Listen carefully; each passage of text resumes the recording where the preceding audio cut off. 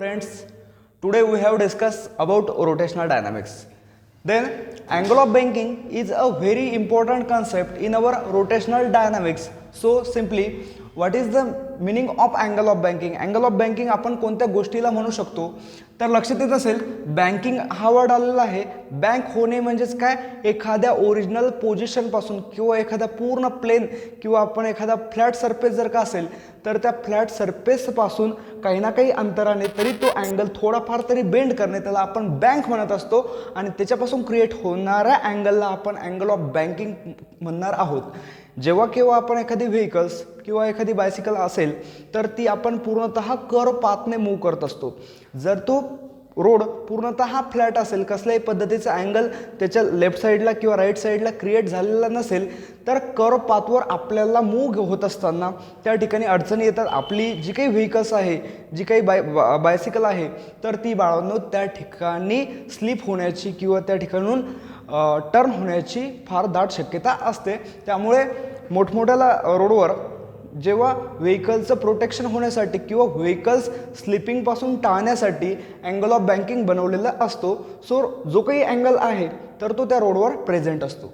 आता angle of banking म्हणजे नेमकं काय, याची जर का आपल्याला डेफिनेशन करायची असेल तर आपण असे सांगूयात, the angle of banking is define as the angle which is about the vehicle incline through their path with their horizontal position. Okay, म्हणजेच काय, angle of banking which is define as the angle which is about the vehicles produce by their horizontal plane. That angle we called is angle of banking. Simply angle of बँकिंगचं जे काही expression आहे तर ते expression आपल्याला prove जर करायचं असेल तर या डायग्रामच्या अकॉर्डिंगला आपल्याला पूर्णतः फिनॉमिना त्या ठिकाणी एक्सप्लेन करावा लागेल. सो अँगल ऑफ बँकिंगच्या अकॉर्डिंगला तुम्हाला एक्झाममध्ये क्वेश्चन कशा पद्धतीचं विचारला जाऊ शकतो, तर अँगल ऑफ बँकिंगच्या अकॉर्डिंगचं एक्सप्रेशन तुम्हाला विचारलं जाणार. म्हणजेच काय, क्वेश्चन कशा फिनॉमिनाचं असेल लक्षात घेऊयात आपण. तर आपल्याला अँगल ऑफ बँकिंगचं एक्सप्रेशन त्या ठिकाणी फाइंड आउट करायचं आहे. So obtain an expression for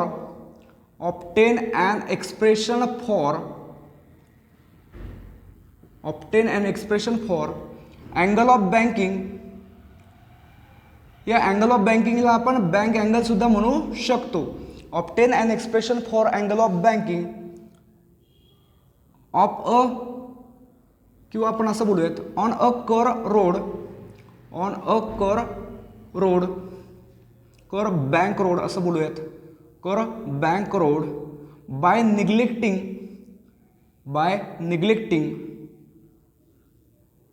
the friction. Question कशा पद्धतीचं विचारला जाऊ शकतो दोन किंवा 3 मार्क्ससाठी. क्वेश्चन ही गोष्ट बाजूला ठेवा, ही कन्सेप्ट जर का आपल्याला पूर्णतः समजून घ्यायची असेल तर पूर्णतः डायग्राम कशा पद्धतीचा आहे, डायग्राम जी काही घेतलेली आहे तर त्या डायग्रामच्या अकॉर्डिंग आपल्याला पूर्णतः एक्सप्रेशन फाइंड आउट करता येऊ शकतं. परंतु केवळ आपल्याला एक्झामच्या थ्रू जायचं म्हणजेच काय, पूर्णतः डेरिव्हेशन जसं बुकमध्ये आहे तसंच बुकमधील डेरिव्हेशन आपण नोट डाऊन करून एक्झाममध्ये लिहू शकतो, मार्क मिळू शकतात. परंतु ही नेमकी कन्सेप्ट काय आहे, याच्या अकॉर्डिंगला काय गोष्टी घडू शकतात, अँगल ऑफ बँकिंग कशासाठी असतो, अँगल ऑफ बँकिंग आपण डे टू डे लाईफमध्ये आयुष्य जगत असताना कोणत्या ठिकाणी आपल्याला याचा यूज होतो ते या ठिकाणी आपल्याला पूर्णतः बघायचं आहे. So simply angle of banking जेव्हा तुम्ही एक्सप्लेन करता तेव्हा फर्स्टली तुम्हाला डायग्रामची जी काही इन्फॉर्मेशन आहे, डायग्रामपासून कोणकोणती इन्फॉर्मेशन तुम्हाला मिळते ते सांगणे फार आवश्यक आहे. आता अँगल ऑफ बँकिंग म्हणजेच नक्कीच अँगल असणार, तो आपण डिनोट करणार बाळांनो थिटाने. या थिटा अँगलला आपण अँगल ऑफ बँकिंग सुद्धा म्हणू शकतो किंवा बँक अँगल सुद्धा म्हणू शकतो. सो ॲट दॅट कंडिशन पूर्णतः मी हॉरिझॉन्टल प्लेन घेतलेला आहे. कोणता प्लेन आहे, पूर्णतः horizontal plane. So horizontal plane जो काही असणार तर बाळांनो हा प्लेन केवळ हॉरिझॉन्टल नसून तर तो हॉरिझॉन्टल आहे परंतु कर्व पाथमधील हॉरिझॉन्टल प्लेन आहे. ओके, सपोज हा पाथ कसा आहे, टोटली कर्व पाथ आहे आणि या कर्व पाथवरील काय आहे, हा हॉरिझॉन्टल प्लेन आहे.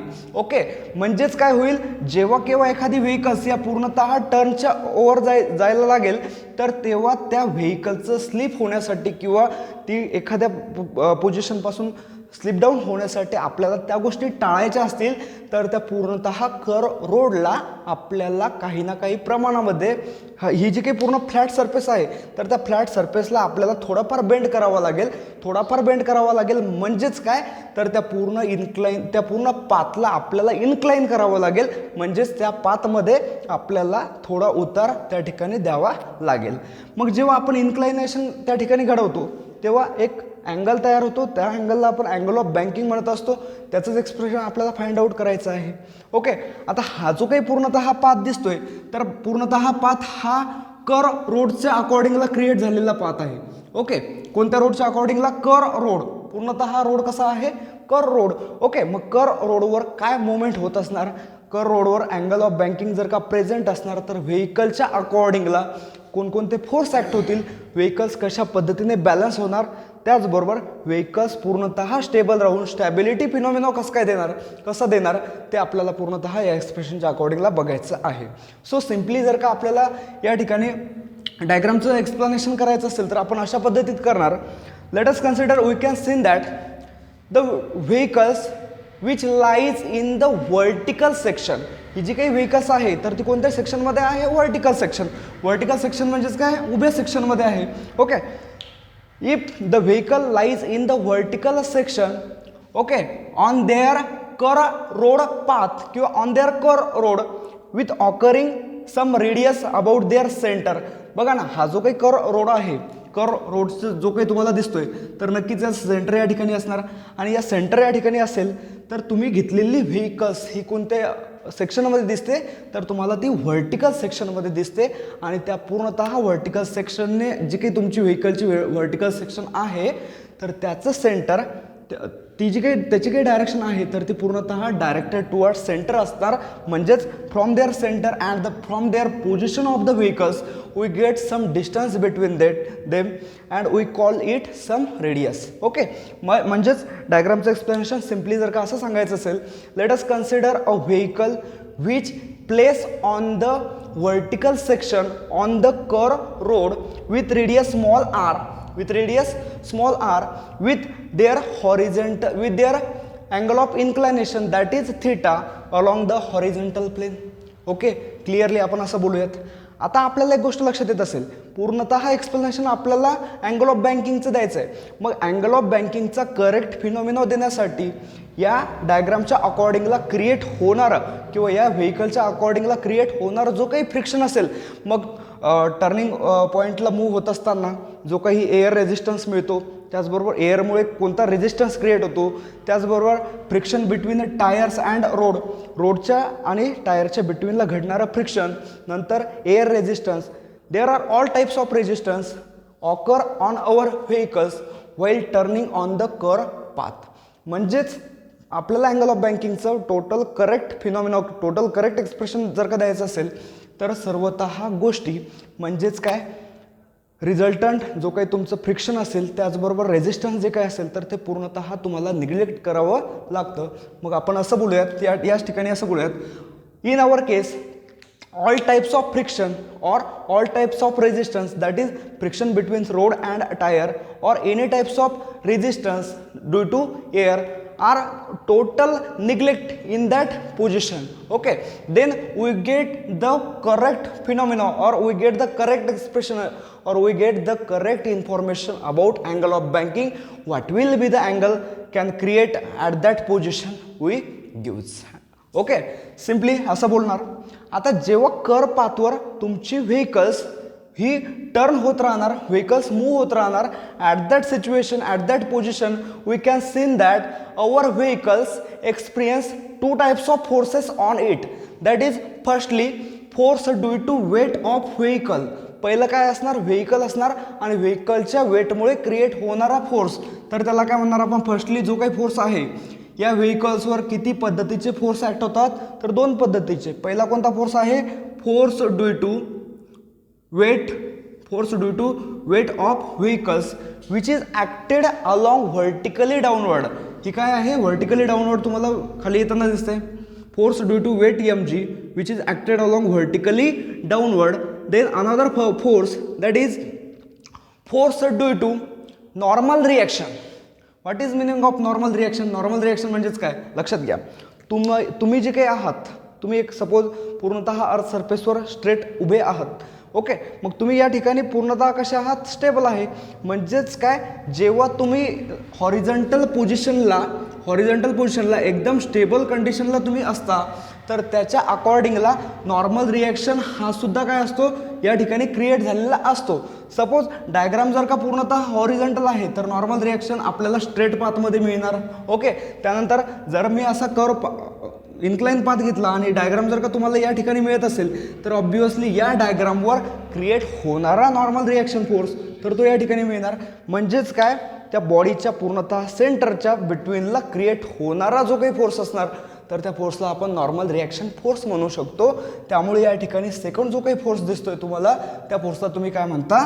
Force due to normal reaction. Force due to normal reaction which is denoted by capital N, and this force will act along the plane of the vehicles. लक्षात घ्या, ही जी काही व्हेकल्स होती या व्हेकलची काय असणार? प्लेन असणार. त्या व्हेकलच्या प्लेनच्या अलॉंगला क्रिएट होणारा फोर्स कोण असतो? तर नॉर्मल रिॲक्शन फोर्स असतो.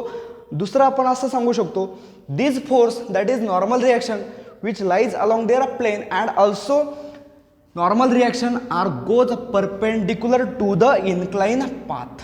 किंवा जो काही तुमचा पाथ होता, जो काही तुम्ही इन्क्लाइन पाथ केला होता, तर ते इन्क्लाइन पाथला काय झालेला आहे? तो परपेंडिक्युलर झालेला आहे. आणि त्याचबरोबर व्हेकलच्या प्लेनमधून तो फोर्स तुम्हाला जाताना त्या ठिकाणी दिसतो आहे.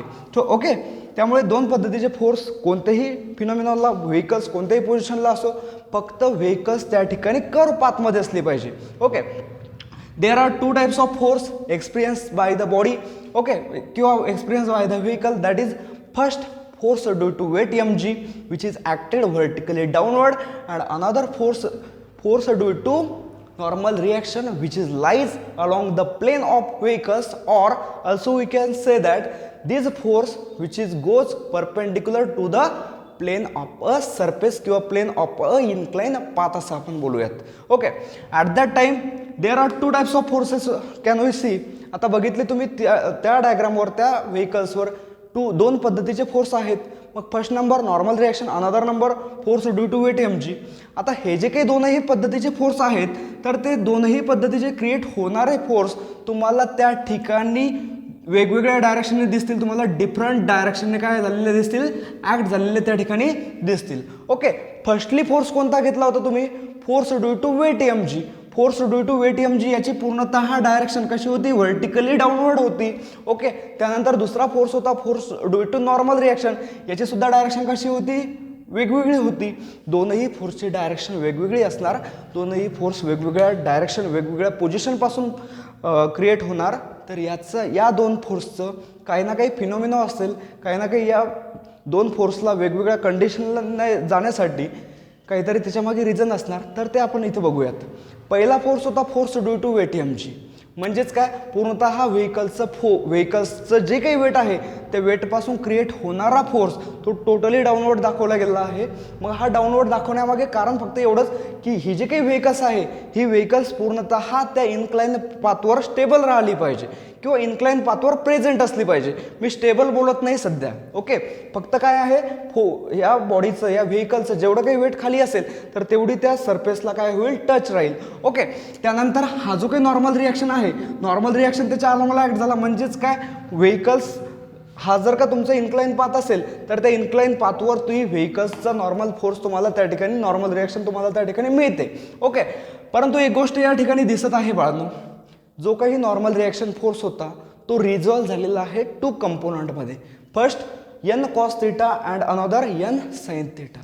n cos theta, these are the component of normal reaction, and n sin theta which is also the component of normal reaction, but our n cos theta is the component which lies along the vertically upward and किंवा vertically upward म्हणू आपण याला, किंवा upward direction आहे. आणि दुसरा जो काही फोर्स आहे, द फोर्स किंवा आपण the component of normal reaction that is n sin theta which is along the horizontal phenomenon. Okay, normal रिॲक्शनचे कंपोनंट तुम्हाला दोन ठिकाणी दिसतात, n cos theta आणि दुसरा n sin theta. Okay, n cos theta हा जो काही फोर्स आहे तर याचं काय होतं आपल्याला तर वेट अपोजिट डायरेक्शनला दिसतं आणि ही सुद्धा कशी आहे अपोजिट डायरेक्शनला. नॉर्मल रिॲक्शनची दोनही फोर्सेस मग एन कॉस थिटा असू द्या किंवा तुमचं एन साइन थिटा असू द्या, दोनही नॉर्मल रिॲक्शनचे कंपोनंट तुम्हाला परपेंडिक्युलर फॉर्ममध्ये मिळतील. So our normal reaction force can resolve into two components, that is n cos theta and n sin theta. Okay, the normal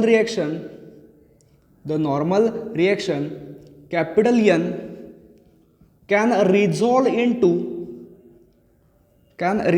into two components. Firstly कोण आहे त्यामधील पहिला आहे n cos theta आणि second कोण आहे तर n sin theta. Okay, n cos theta आणि n sin theta. From this n cos theta is the component which is along vertical. कुठे आहे हा व्हर्टिकल डायरेक्शनने तुम्हाला दिसतोय. त्यानंतर सेकंड कंपोनंट आहे n sin theta which is along horizontal. Okay, दिसत असेल डायग्रामच्या अकॉर्डिंगला, त्यामध्ये सांगण्यासारखं असं नवीन काही नाही. आता एक गोष्ट लक्षात येत असेल, the n cos theta is the component which is very useful for balancing the weight mg. कारण काय आहे वेट mg ची डायरेक्शन आणि कंपोनंट ऑफ नॉर्मल रिॲक्शनची डायरेक्शन दोनही डायरेक्शन तुम्हाला वेगवेगळ्या दिसतात. म्हणजेच काय वेट mg पासून क्रिएट होणारा जो काही फोर्स आहे, ओके, तर वेट पासून क्रिएट होणारा जो काही फोर्स आहे, force due to weight mg, तर त्याला बॅलन्स करण्यासाठी अपोजिट फोर्स त्या ठिकाणी क्रिएट होतोय, म्हणजेच n cos theta क्रिएट होतोय. मग हा जर का फोर्स बॅलन्स होत असेल तर आपण नक्की या ठिकाणी असं सांगू शकतो, जर फोर्स बॅलन्स झाला तर व्हेकल्स कसल्याही पद्धतीमध्ये स्लाइडिंग करणार नाही. ओके, त्यामुळे the component of normal reaction that is n cos theta which is useful for balancing the weight.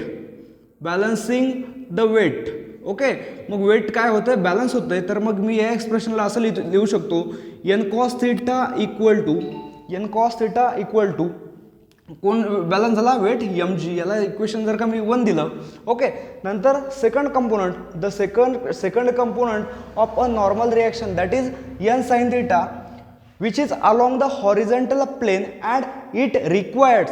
बघा लक्षात घ्या, n sin theta is the resultant force. Okay, and this resultant force which is useful for providing necessary centripetal force. हा जो काही तुमचा force आहे second force, त्याला नाव काय आहे n sin theta. ओके, तर तो कोणाला बॅलन्स करतो, तर तो बॅलन्स वगैरे कुणाला करत नाही, तर तो प्रोव्हाइड करतो.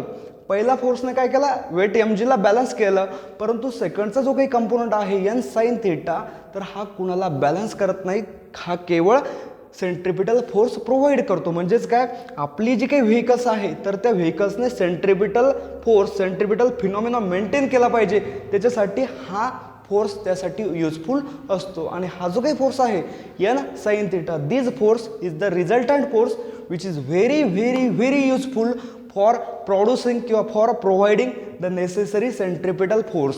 मग मी असं सांगतो n sin theta कोण प्रोव्हाइड करतो सेंट्रिपिटल फोर्स. मग सेंट्रिपिटल फोर्सला मी mv²/r असं लिहू शकतो. या ठिकाणी इक्वेशन माझे झाले 2. ओके, आता इक्वेशन 2 मधून इक्वेशन 1 जर का मी सबस्ट्रॅक्ट केलं तर कसं मिळेल बघा. Subtracting equation 2 by equation 1 we get काय मिळणार आपल्याला या ठिकाणी लक्षात घ्या, n sin theta upon n cos theta equal to mv²/r upon mg. Clear आहे. Okay, m gets cancel. Third नंबरची टर्म जी काही तुम्हाला दिसते g ही कुठे जाणार वर जाणार आहे, म्हणजेच काय जाणार v²/rg अशी आपल्याला ही टर्म मिळणार. क्लिअर आहे. या साईडचं दोनही बाजूचं n काय केला मी कॅन्सल केला. मॅथमॅटिकल फिनॉमिनानुसार जर का बघितलं तर sine theta upon cos theta काय मिळत असतो त्या ठिकाणी tan theta equal to v²/rg expression मिळतं.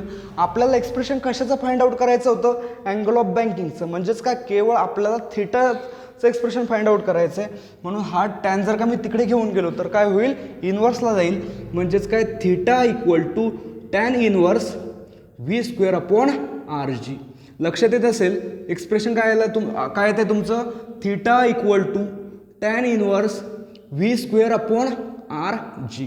आता हे जे काही एक्सप्रेशन आहे हे एक्सप्रेशन असतं तुमचं अँगल ऑफ बँकिंगचं when the vehicle moves along the curve path. This is the expression for angle of banking when the vehicle moves along the curve path without friction. कारण काय आहे, कोणत्याही पद्धतीचं फ्रिक्शन आपण या ठिकाणी घेतलं नव्हतं. त्यामुळे कोणत्याही व्हेकल्स, एखादी व्हेकल्स असेल कर्व पाथने जात आहे, सपोज हा कर्व पाथ आहे आणि या कर्व पाथने एखादी व्हेकल्स मूव्ह होत आहे. ओके, मग या मूव्ह होत असलेल्या व्हेकलच्या अकॉर्डिंगला स्लिपिंग घडू नये, स्लिप होऊ नये, तर त्या ठिकाणी अँगल ऑफ बँकिंग किती क्रिएट झालेला असेल तर आपण या एक्सप्रेशनच्या माध्यमातून फाइंड आउट करू शकतो. मग त्यासाठी टॅन इनवर्स घ्यावं लागेल कुणाचा, व्ही स्क्वेअर. व्ही मीन्स काय, वेलोसिटी. कुणाची वेलोसिटी, व्हेकलची velocity while moving on the curve path. Then radius. What is the radius, radius means curve पाथमधील, सपोज व्हेकल्स या पोझिशनला आहे आणि त्या पूर्ण कर्व पाथचं जो काही सेंटर आहे, सेंटर पासून आणि व्हेकलच्या पोझिशनपासून प्रेझेंट असलेलं डिस्टन्स म्हणजेच त्या ठिकाणी आपल्याला रेडियस घ्यावं लागेल. आणि जी कोण असणार तर total gravity acted on that position on that vehicles. Clear आहे. This is the required expression for our angle of banking for creating any angles on our curve road path किंवा curve bank road. This is the expression. Okay, video आवडला असेल तर नक्कीच share, like आणि subscribe नक्की करा.